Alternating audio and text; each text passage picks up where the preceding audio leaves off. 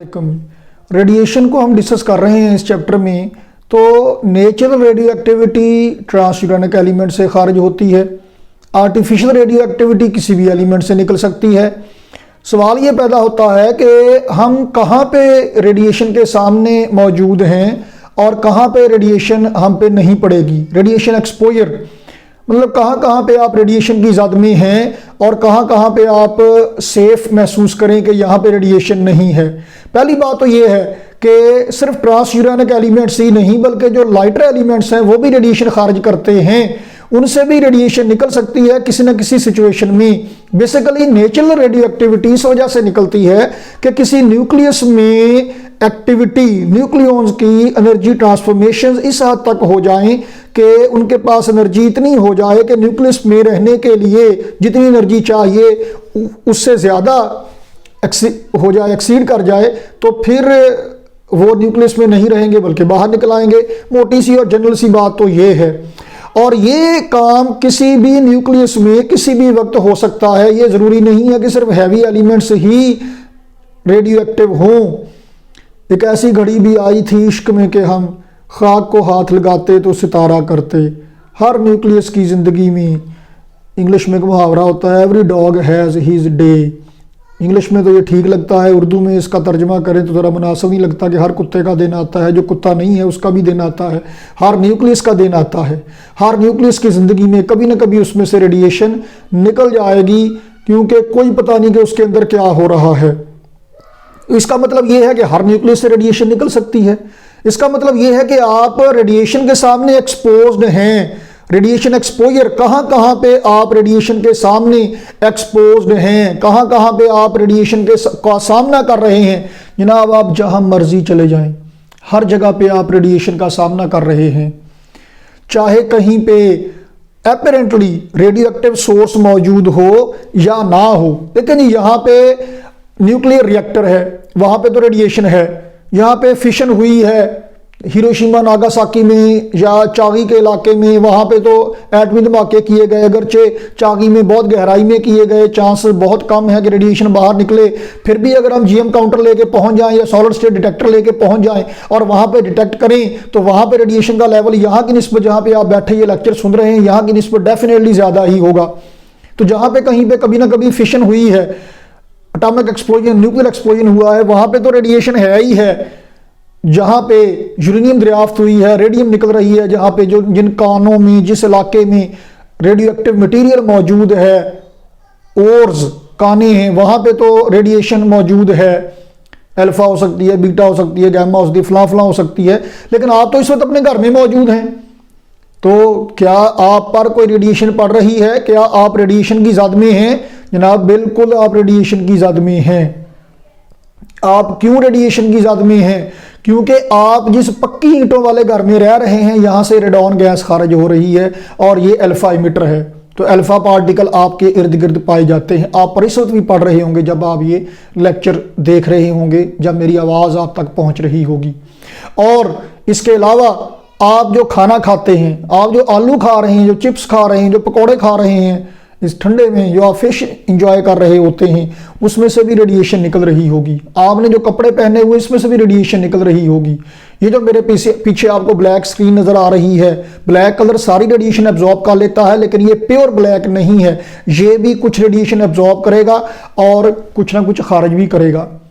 जनाब आपकी हड्डियों में कैल्शियम है, आपकी बॉडी में पोटाशियम है, कार्बन है, उसमें कार्बन 14 है, पोटाशियम K40 है, वो रेडियो एक्टिव आइसोटोप है, वो तो है ही रेडिएशन का सोर्स, वो रेडिएशन एमिट कर रहा है। इसके अलावा जो रेडिएशन एपरेंटली जिनसे लगता है कि ये रेडिएशन नहीं खारिज कर रहे, उसको भी उस न्यूक्लियस में से भी कभी ना कभी रेडिएशन निकलने के चांसेस हैं। तो चाहे कम या ज़्यादा, हर एक एलिमेंट से रेडिएशन निकल रही है, निकल सकती है। तो अगर रेडिएशन निकल सकती है तो इसका मतलब ये है कि आपके पास, आपकी बॉडी में जो एलिमेंट्स हैं, आपने जो कपड़े पहने हुए हैं, आप जिस जगह पे बैठे हुए हैं, वहाँ पे जो एलिमेंट्स हैं वो सदियों से, बल्कि बिलियंस ऑफ ईयर से वो एटम्स और मॉलिक्यूल्स मौजूद हैं। तो हो सकता है उनमें से आज रेडिएशन निकल रही हो सकता है 10 साल पहले निकली हो सकता है अगले साल निकले, हो सकता है कल परसों निकले। तो क्या हो रहा है जनाब कि आपने जो ल्यूमिनस वॉच पहनी हुई है, रेडियम डायल वाली घड़ी जो रात को चमकती है, उसमें से रेडिएशन निकल रही है। आप जो टीवी देख रहे हैं उसमें से रेडिएशन निकल रही है। वो तो आपको चाहिए जो विजिबल रेडिएशन है। उसके साथ साथ जो CRT डिस्प्ले है, पिक्चर ट्यूब वाला टीवी है, उसमें से एक्सरेज भी निकलती थी। अब उनका इस्तेमाल जरा कम हो गया, अब LCD वाले आ गए, LED वाले आ गए, इसमें से निकलने वाली रेडिएशन रिलेटिवली कम है, लेकिन हैं। तो आप जिस घर में हैं वहां से रेडिएशन निकल रही है। आप जब एक्सरे कराने जाते हैं, एक्सरे तो नाम ही रेडिएशन का है। और जब बिग बैंग हुआ, कायनात बनी, तो क्या हुआ जनाब कि ऑल ऑफ अ सडन कुछ ऐसा हुआ कि यूनिवर्स में यूनिफॉर्मली डिस्ट्रीब्यूटेड एनर्जी का कुछ हिस्सा मैटर में कन्वर्ट हो गया, कुछ हिस्सा मैटर में कन्वर्ट हुआ। और वो जब तो उसके नतीजे में क्या हुआ, बहुत बड़े बड़े और बहुत छोटे छोटे पार्टिकल्स बने, बिखर गए, अब भी बिखर रहे हैं। कायनात यूनिवर्स एक्सपैंड हो रही है और वहां से इलेक्ट्रोमैग्नेटिक रेडिएशन भी निकली।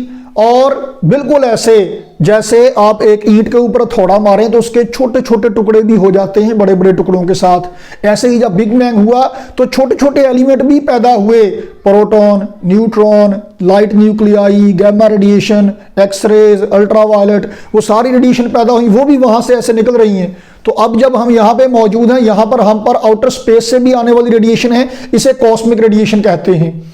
और ये इस वजह से भी इनमें से कुछ हिस्सा उनका है जब बिग बैंग के वक्त जो पैदा हुई थी, अब तक निकल रही यूनिवर्स से गुजर रही हैं। और हम यूनिवर्स के जिस हिस्से में मौजूद हैं, हमारे सराउंडिंग रीजन में जो कायनात में जो एलिमेंट्स मौजूद हैं, उनमें भी जैसे सूरज में फ्यूजन का अमल हो रहा है, ऐसे ही वहां पर भी किसी और जगह हो सकता है फिशन हो रही हो, फ्यूजन हो रही हो, या कोई और एनर्जी ट्रांसफॉर्मेशन हो रही हो, उनसे कुछ जर्रात निकल रहे होंगे, लाइट न्यूक्लियाई निकल रहे होंगे, इलेक्ट्रोमैग्नेटिक रेडिएशन निकल रही होगी, वो हम तक पहुंच रही है, वो हम तक पहुंच सकती है। तो ये सारी रेडिएशन हम तक आ रही है, ये कॉस्मिक रेडिएशन है जो आउटर स्पेस से आ रही है, जो जमीन के बाहर से आ रही है। और उनमें सूरज से आने वाली रेडिएशन का तो है ही बहुत थोड़ा सा हिस्सा, वो तो हमारे लिए यूजफुल है, जो रोशनी आती है उसमें हार्मफुल अल्ट्रावायलेट हैं या कुछ और होंगी, थोड़ी सी गैमा रेडिएशन होंगी। लेकिन जो कॉस्मिक रेडिएशन आ रही है वो मिक्स है, light nuclei plus electromagnetic radiation, वो इस वक्त भी हम पे पड़ रही हैं। वो जैसे सेफगार्ड की एड में कहते हैं ना कि ठहरिए आप जरासीम की जद में हैं, उससे भी ज्यादा बेहतर, ज्यादा सच ये है कि ठहरिए आप रेडिएशन की जद में हैं। ये जो मैंने पीछे लगाया हुआ है सैंबल, ये रेडिएशन का सैंबल है। येलो कलर के ऊपर ब्लैक कलर के 3, ओ हाथ मेरा इधर चला गया, येलो कलर के 3 जो ऐसे फैन हैं, पंखे के पर जैसे हैं, फिन्स हैं, ये रेडिएशन का सैंबल है। इसका मतलब क्या है कि यहाँ पे रेडिएशन है, तो ये तो हमें गले में लटका लेना चाहिए, क्योंकि हम हर वक्त रेडिएशन की ज़ादमी हैं, एक्सपोज हो रहे हैं रेडिएशन के सामने। तो यहाँ पे भी रेडिएशन मौजूद है, तो यहाँ पे भी रेडिएशन का सैंबल होना चाहिए। आज तो लेक्चर था, आज मैंने यहाँ पे लगा लिया, इसके मुतालिक था, इससे पहले कभी क्यों नहीं लगाया।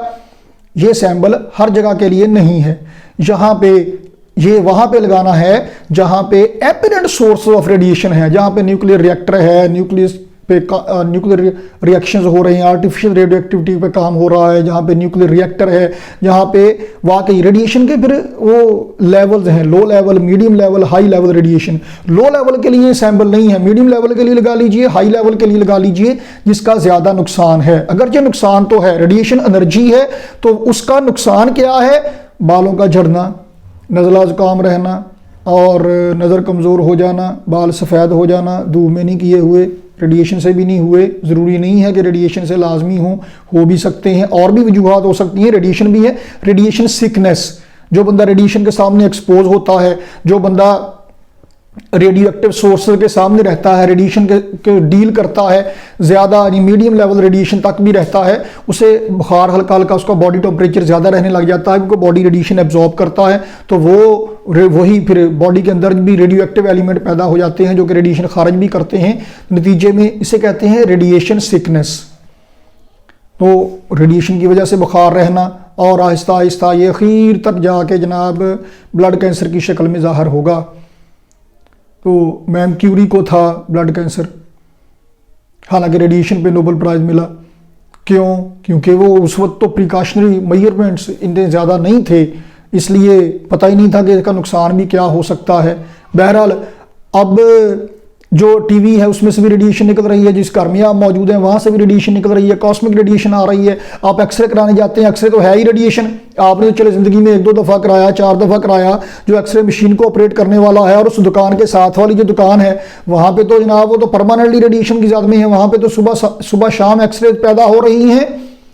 लो लेवल रेडिएशन के सामने एक्सपोज होना इतना हार्मफुल नहीं है, क्योंकि उसका नुकसान इन दी लॉन्ग रन है, उससे पहले बंदा वैसे ही ख़त्म हो जाता है, या उसका नुकसान बिल्कुल ना होने के बराबर है।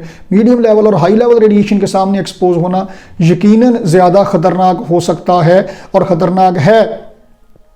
तो उसके लिए फिर क्या करना पड़ेगा जनाब, ये एक अलग मसला है।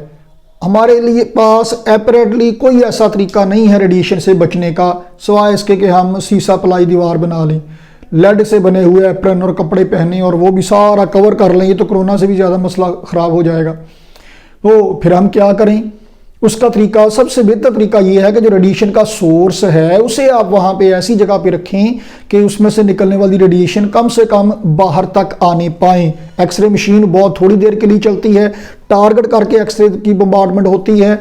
मजीद हमारे यहाँ एक पूरा डिपार्टमेंट इस बात पे काम कर रहा है, PNRA, Pakistan nuclear regulatory authority. उसका काम ये है कि जहाँ जहाँ पे रेडिएशन के चांसेस हैं, रेडिएशन के सोर्सेज मौजूद हैं, वहाँ पे इस बात को मॉनिटर किया जाए कि उससे निकलने वाली रेडिएशन ज़्यादा नुकसानदेह तो नहीं, एक लेवल से ज़्यादा तो नहीं, एक एक्सेप्टेबल लेवल तक रेडिएशन हो तो फिर ठीक है। अगर उस लेवल से ज़्यादा रेडिएशन का लेवल हो जाए फिर ख़तरा ज़्यादा होगा। जो न्यूक्लियर फैसिलिटीज़ में काम करने वाले लोग हैं वो क्या करते हैं, वो रेडियो एक्टिव लैब में या रेडियो एक्टिव सोर्सेज के सामने एक्सपोज होने से पहले, वहाँ जाने से पहले चेक करते हैं, डोजीमीटर कहते हैं उससे चेक करते हैं कि हमारी बॉडी पे कितनी रेडिएशन है, बॉडी का टेम्परेचर कितना है, बॉडी से रेडिएशन कितनी निकल रही है। अगर हमने ज़्यादा रेडिएशन एब्जॉर्ब की होगी तो ज़्यादा रेडिएशन निकलेगी भी। काम ख़त्म करके बाहर आते हुए फिर चेक करते हैं अब हमारा लेवल कितना है। तो अगर फ़र्क महसूस हो ज़्यादा तो फिर कहते हैं जनाब कि इस बंदे को क्वारंटाइन ही कर दें कुछ दिनों के लिए। बहरहाल जो जितने भी हमारे ये जो आप डेंटिस्ट के पास जाते हैं दांतों की मरम्मत के लिए, वहाँ पे भी अल्ट्रासोनिक्स हैं, वो भी अल्ट्रासोनिक से सफाई वगैरह करते हैं, जो दांतों का अरेंजमेंट करते हैं। वो मतलब हमारे जो मेडिकल इक्विपमेंट हैं उसमें से भी रेडिएशन निकलती है। आपने ल्यूमिनस वॉच पहनी हुई है उसमें से भी रेडिएशन निकलती है। अब तो जनाब हर तरफ वाईफाई के सिग्नल भी हैं, 4G है, 5G आने वाला है, तो ये भी एक तरह की रेडिएशन ही है, अगरचे ये बहुत लो लेवल की रेडिएशन है। तो जनाब आपने जो आज सुबह अभी रोटी खाई है या लेक्चर देखते हुए अगर आप कुछ खा पी रहे हैं, मुझे लग रहा है कुछ लोग कुछ खा रहे हैं मुझे बताए बगैर, तो ये भी इसमें से भी रेडिएशन निकल रही है। ध्यान करें, ध्यान जरा आप, वो रेडिएशन की ज़द में आप हर वक्त हैं, चाहे वो कॉस्मिक रेडिएशन हो, चाहे वो मेडिकल फैसिलिटी से निकलने वाली रेडिएशन हो, चाहे वो जनाब प्रॉपर किसी रेडियो एक्टिव सोर्स से निकलने वाली रेडिएशन हो। जब मैं कह रहा हूँ प्रॉपर रेडिएशन का सोर्स, तो इसका मतलब ये है कि यूरेनियम की कान है, कोई न्यूक्लियर रिएक्टर है, कोई यूरेनियम लेबोरेटरीज में मौजूद हो सकता है, रेडियम मौजूद हो सकता है, थोरियम मौजूद हो सकता है, ये सारे के सारे फिर इसी कैटेगरी में आते हैं। तो जनाब आप रेडिएशन से बच नहीं सकते हैं, ये बात मेरी ध्यान से आप सुन लें। बल्कि वो क्या कहते हैं सियाने कि पल्ले बांध लें, पल्लू से बांध लें, आप बच नहीं सकते, आप रेडिएशन के सामने एक्सपोज्ड हैं। क्योंकि जिस शय का आप सहारा लेंगे बचने के लिए उसमें से भी रेडिएशन निकल रही होगी। तो जनाब रेडिएशन तो मौजूद है हर जगह पे। अब बाकी ये जो रेडिएशन है इसका नुकसान कितना है, ये क्यों है न्नुकसान, कितना है, कैसा है, क्या हो सकता है, मोटी मोटी बातें तो मैंने आपको बता दी। बाकी जो इनके इफेक्ट्स हैं रेडिएशन के, वो म्यूटेशन हो सकती है, रेडिएशन सिकनेस हो सकती है, बाकी मोटी मोटी बातें हमने कर ली हैं कि क्या क्या हो सकता है और क्या नहीं हो सकता। तो रेडिएशन से बचने के लिए एक ही बात है, prevention is better than cure. एहतियात ही इलाज है, कोरोना का भी और रेडिएशन का भी यही इलाज है और कोई नहीं कहते, सियाने कहते हैं। तो ये जो रेडिएशन का सैंपल है ये आपको जहाँ पे नज़र आए वहाँ पे तो आपने बहुत ज़्यादा एहतियात करना है कि वहाँ पे ख़तरा हो सकता है। और मज़े की बात है कि फौरी तौर पे आपको नहीं लगेगा, आप कहेंगे ला इत्थे की बनता। मैं जब एमफिल में था ना, मेरा एमफिल का जो थीसिस है वो neutron radiation effects on microstructure and tensile properties of stainless steel पे है। तो हमने न्यूट्रॉन की बम्बार्डमेंट की। न्यूट्रॉन हमने कहाँ से हासिल किए?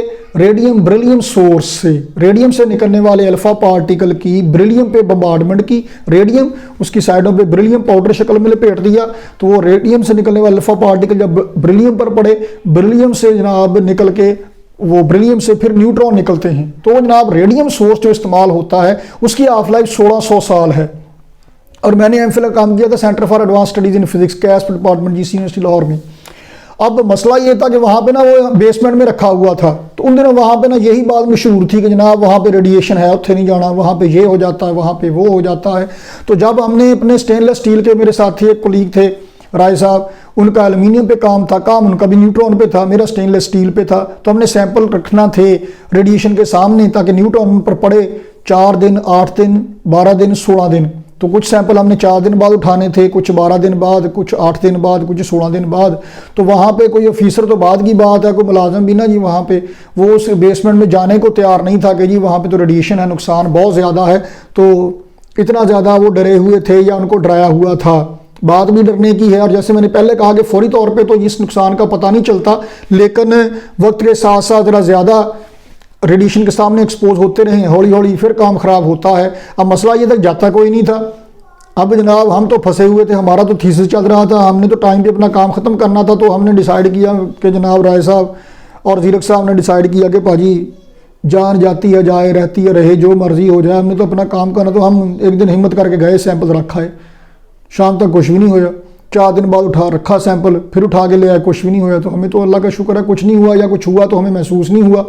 लेकिन जैसे मैंने पहले कहा कि फौरी तौर पे और इतना एक्सपोज होने से कोई मसला नहीं होता, अंटल ये कि आप जाके रेडिएशन के सोर्स के ऊपर ही बैठ जाएं कि फटूगा तो जाऊंगा मैं या सोर्स, तो फिर नुकसान हो सकता है। ज़्यादा देर तक एक्सपोज होते रहना या हाई लेवल की रेडिएशन के सामने थोड़ी देर तक एक्सपोज होना, ये नुकसानदेह हो सकता है। तो बेहतर ये है कि बचें, लेकिन थोड़ा बहुत अगर काम करना पड़े तो उसमें इतनी हर्ज वाली बात नहीं है। हाँ, हमने तो 2-4 दफ़ा रेडिएशन के सामने एक्सपोज हुए। जो लोग वहाँ पर काम करते थे, अगर वो खुद बेसमेंट में जाना शुरू कर दें तो उनको तो फिर रोज़ जाना पड़ता, वो नुकसान हो सकता था। इसलिए वो अपनी जगह पे सच्चे, हम अपनी जगह पे सच्चे। तो जनाब बच जाएं, बच जाएं, बच जाएं, रेडिएशन से बच जाएं और इसके हैज़र्ड से बच जाएं। बाकी अगली किस्त में डिस्कस करेंगे, तब तक के लिए इजाज़त दीजिए जनाब। अल्लाह हाफिज़ जी।